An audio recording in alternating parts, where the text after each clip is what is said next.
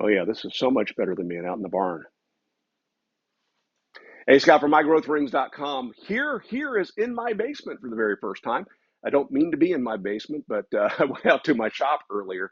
It's 100 degrees in my shop. I have no HVAC, I have no insulation, and so there's no way I'm spending any more time out there today. And I have a bit of a challenge, and that is I have a very short weekend because tomorrow morning, first thing, I'm leaving for Lost Wages and there for a week of training. So I thought, okay, let's go ahead and talk about a topic that's been a little bit on the back burner, and that is I had some questions from folks about this WEN plunge saw, also known as a track saw. Now, first off, let me apologize to my channel members and my regular subscribers. Yes, this channel is primarily targeted at shopsmith tools and to help support those of you who use those tools. Every now and again, we're going to do what I call a passion project, which is just something that interests me. And in this case, because of time, this is what I have time for. And in fact, this has been sitting on the shelf for a couple of weeks now, waiting to talk about. Additionally, if you are not a Shopsmith tool user, please don't hit the subscribe button. I'm glad to have you here. Enjoy the video, leave a comment, but you'd be disappointed if you subscribe. That's all I'm saying about that. So when I published the first video about this WEN track saw, there were two very common questions that came up. The first one was, I see that WEN makes two versions of the saw, a 6.5-inch version and a 7.25-inch version. Now, since the 7.25-inch blade is more popular in America, why did you buy the 6.5-inch? I have a reason for that, but it's a reason based just on my research, not based on real experience. So look what I did. I bought a 7.25-inch saw. We're going to compare them to each other in this video. The other one that came up time and again was folks said, why did you buy the WEN track? Because I read somewhere, I think in the comments on Amazon, that rather than buying that one, you should buy this upgrade version that's out there. Well, what I found that was kind of interesting is I didn't see anybody who said I owned both and one is better than the other. Most everybody's taking somebody else's word that the upgrade version is the right one to buy. I've had no problem with the WEN version, but I went ahead and I purchased that upgrade version, and we're going to check it out and see if it's worth the difference in money. So, I think we're going to go ahead and we're going to start with the track. Um, when I purchased the WEN track, it came in two sections, each of them 50 inches long. So together 100 inches, a bit more than 8 foot in length, and it has served me fine with sheet goods. However, one of the strongest arguments that people have made for this version is it's 55 inches long per section, so two sections would give you 110 inches. That, in fact, would give you a little bit more of a lead-in length on those cuts and a little bit more track to exit the cuts. Now, to me, that wasn't important because this is a plunge saw. I can plunge in at the start of the cut. I don't have to start from off of the board.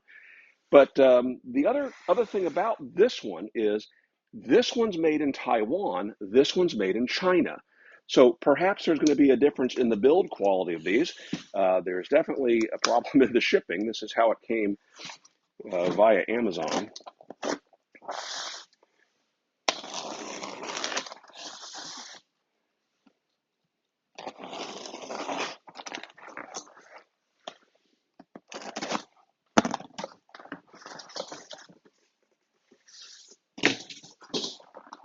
All right, so here they are side by side. Now, they look essentially the same because they are essentially the same. This track is based on the Festool track, and so it's designed to be compatible with the Festool. You can see if I line these up flush on the end there, I do have an additional 5 inches of length. All right, to my eye, this version, I'm sorry I don't have calipers with me here today. This version appears to be just ever so slightly a heavier gauge in the extrusion at the bottom of that T channel right there. Otherwise, these appear to be extruded in a very similar die. Okay, again, this shoulder right here is a little thinner where that one's a little fatter. So from that standpoint, it is a bit heavier. Therefore, maybe it would withstand the rigors a little better. Let's see how these feel with the saw on them. This, of course, is smooth.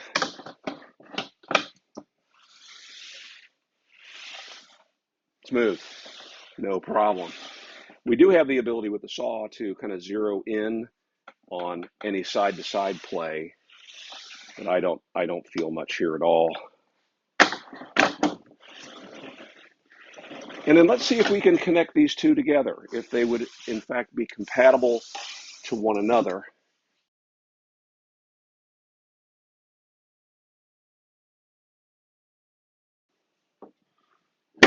Woo! Time. So from a physical standpoint, things are aligning fairly well. Again, I see a little bit of difference in this lip right here, but this is the one that is for retaining the saw when you're making a beveled cut. So I don't know that that's going to matter. Slight misalignment here that could be just a twist. Similar, but gosh, almost identical glide strip here. On the back, we have the non-slip surface. Again, different. For those that wondered whether these were the exact same extrusions out of the same factory, no, they are not the exact same extrusions, not coming from the same die. Now, how about that non-slip strip on the back? This is painted plywood, and of course, this one's new. This one's been used a little bit. At this moment, I would say this has got more grip. Not sure how that's going to behave over the long haul.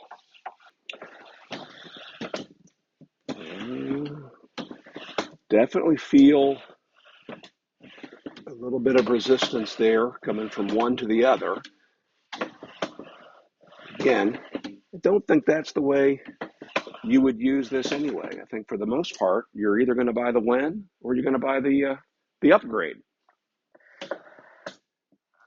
The question is, do I see any reason why this one is almost twice the price of this one? I don't see it. I just don't see any build quality here that makes me think that that one's going to perform better than this one over time. All right, so let's talk about what would make this 7 1/4 inch saw of benefit over maybe the 6 1/2 inch version.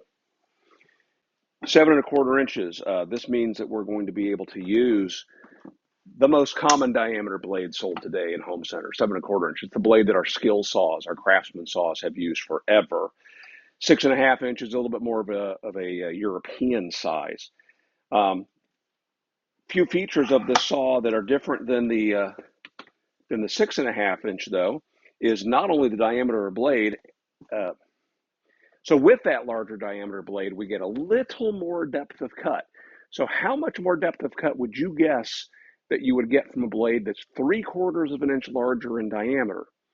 Well, let's see, 3/4 of an inch. Well, you got to divide that in half because only half of that additional diameter is on one side of the arbor. And then it turns out you don't even get all of that. There are a couple depths of cut measurements that matter to us here.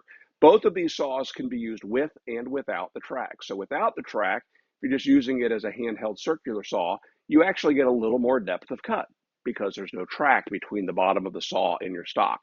So without the track for both of these at 90 degrees, we're getting 59 millimeters versus 67 millimeters. Now in inches and fractions, that means we're getting 2 5/16 or 2 1/4 plus a skosh, right?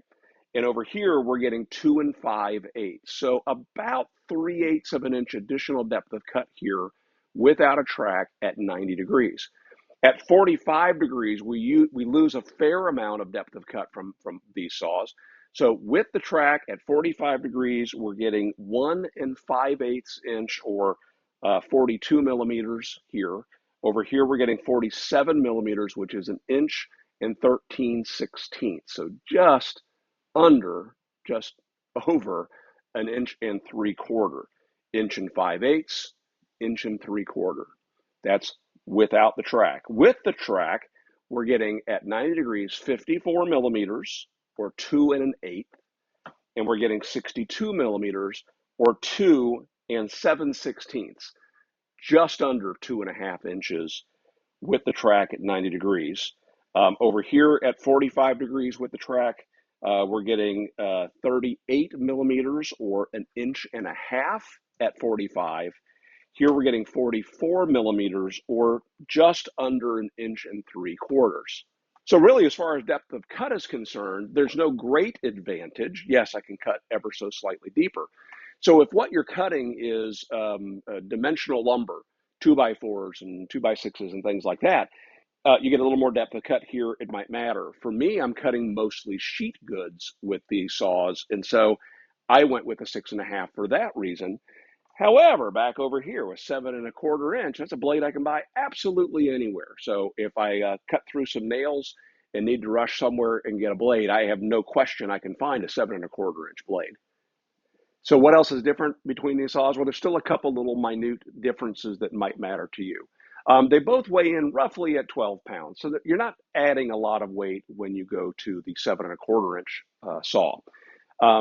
This one is 10 amps, where that one is 12 amps, so we have a little more power. Additionally, what we get over here that we don't get with the 6.5 inch is you'll notice that right there on the handle, I hope you can see in the light, we have variable speed. So where the 6.5 inch saw gives us 5,500 RPM at no load, so it's going to be slower than 5,500 RPM.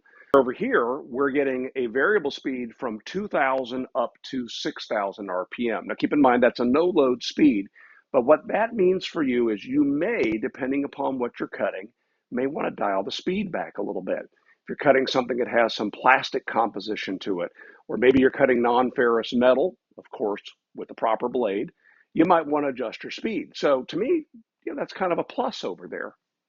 So a few more questions I had was, were they exactly the same machine with just a few slight modifications? And as you see, no, they're not exactly the same. Where this has more of a T handle on top, this is the 7.25 inch.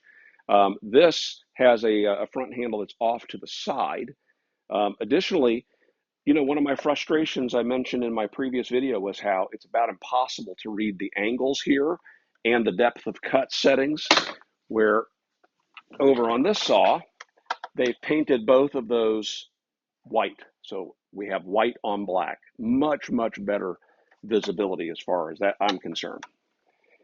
Both of these saws come standard with this little device that I'm not a big fan of. It is an anti-kickback device. So whenever you drop this onto the track, you have to rotate that knob in order for this little eccentric wedge to fit into the track. Now what that'll do is that will allow this to slide forward easily, but it makes it a little more difficult, a little bit of drag to pull that backwards on the track.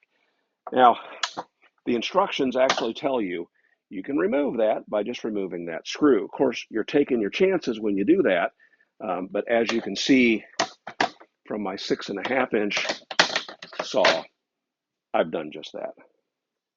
So 2 more final thoughts. The first one is I had folks that said, well, why did you buy a corded saw when there are cordless versions of these available? Yeah, those can be super handy. However, I came to the realization in using the saw, the Festool track saw at work, that you're going to be dragging behind a hose anyway. And there they've got the power cord connected to, strapped on, taped to the hose. And it's not a problem to drag both the cord and the hose along. Thing about having a plug-in saw is you got tons of power. The disadvantage is you got to have an outlet nearby. And then speaking of the hose, there's a very odd shape or size to this fitting here. It doesn't fit any of my vacuum or dust collector hoses. And so I ended up buying a very long hose, and that hose comes with 3 interchangeable ends. I think there's 3. Well, let's go with 2 for now.